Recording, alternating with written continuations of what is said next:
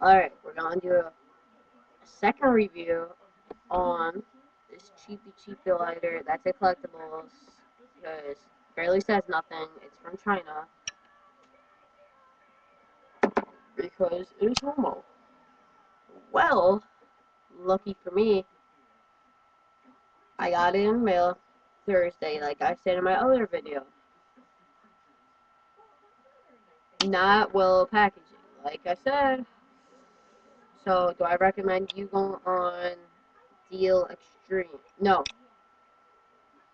absolutely not.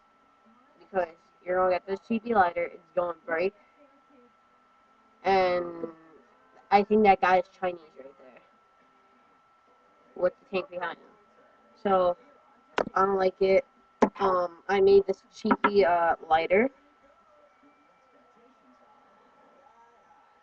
You know, I got it for $1 for the size of it. Yeah. It's nice. Well, I don't really care for it, but yeah, that's about it. For this video. So subscribe and comment. Alright, guys. Bye bye.